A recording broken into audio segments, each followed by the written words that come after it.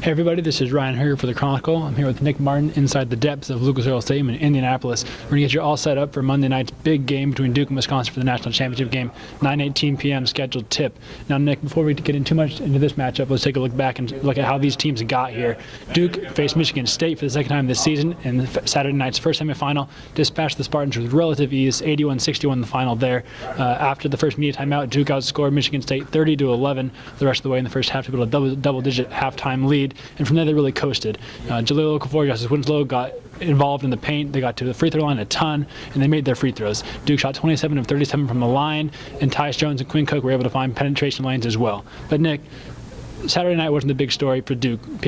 Most people expected them to beat Michigan State. The real shocker came in the nightcap. Yeah, I mean, after probably about 5 minutes in the second half, the Duke-Michigan State game was pretty much wrapped up. Everybody knew the Blue Devils were going to advance to Monday night.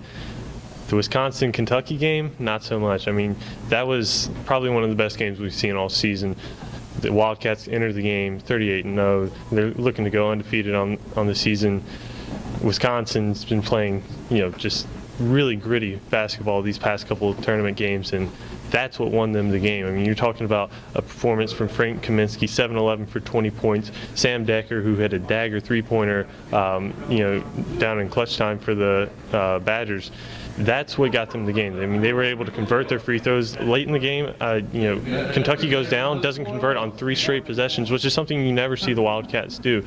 Also, what the Badgers did defensively. I know a lot of people want to talk about what the Badgers can do on offense, but what Wisconsin did on defense, they held Willie Cauley-Stein to 1 of 4 shooting, 5 rebounds, and he played 33 minutes. What they were able to do against this vaunted, line of Kentucky bigs was really impressive, and that's why they're playing in Monday's title game against Duke.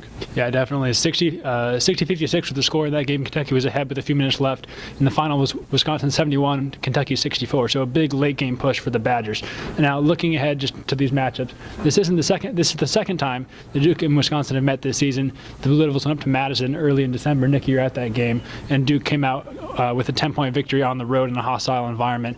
Now, obviously, between that game and this game, a lot has changed for both teams. Some roster changes. Bronson Koenig moved into the starting lineup after Trayvon Jackson went down with a broken foot. Matt Jones has moved into the starting lineup for Duke in place of Emil Jefferson. But Nick, what are the keys to watch out for Wisconsin? I mean, there's so much. This is just such a great game. I think everybody's really excited for it, and for good reason, because this really is, the matchup everyone wants. These are the 2 best teams in the nation squaring off against one another. You've got the matchup down low between Frank Kaminsky, the AP Player of the Year, and Jahlil Okafor.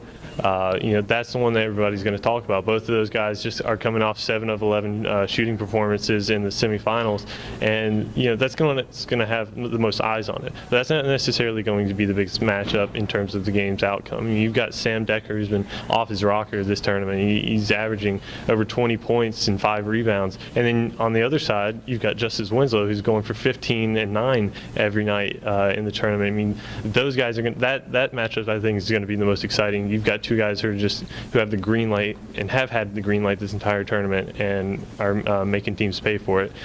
You look at, like you touched on, Bronson Koenig, Tyus Jones. I mean, there's a little bit of a size mismatch there, but both guys have been able to come through in the clutch for the teams when they needed it most.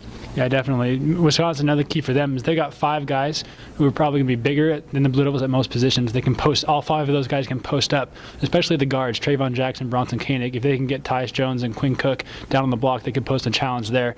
Also, all 5 of those guys are ball handlers in the Wisconsin starting lineup. Sam Decker, Frank Kaminsky, Nigel Hayes, all of those guys are 6'7" or taller, but they can all handle the ball. Kaminsky can step out and shoot threes. There's a very, very difficult team to guard. But when you look at Duke, they had a lot of success against Michigan State driving the lane. Only went 2 of 10 from long range, and getting to the free throw line was a big key for them. That's a potential stumbling block against Wisconsin, which does not commit a lot of fouls. So it'll be definitely interesting to see how the Blue Devils attack the Badgers on the offensive end. Yeah, I mean, what you saw against Michigan State was, Duke, Tyus Jones, Quinn Cook, Justice Winslow, all these guys, they're putting the ball on the floor, and they drew 28 fouls against Michigan State. Justice Winslow was, I think, 9 of 11 from the free throw line. I mean, they were being aggressive, and that's what you need to do. I know Wisconsin doesn't foul a lot, but this is a national title game, and there's going to be a lot of eyes on this, including the refs. And that whistle, you will come out and see how quick they're and how willing they are to blow it tomorrow night. But Tyus Jones is really good at drawing fouls, and with a larger guy on you, that can tend to work out in your favor.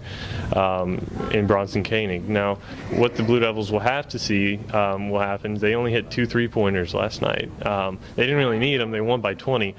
But against Wisconsin, you need the 3-point. They're going to need the 3-pointers. I mean, you can, Jalil Okafor will definitely get his. Justice Winslow will get his. But you need, you kind of figure at this point, after only going, 2 of 13 last night, you kind of figure the law of averages is going to kick in, and that, Quinn Cook, Matt Jones, Tyus Jones, these guys are all going to start lighting up and knock down more than a few 3-pointers tomorrow night.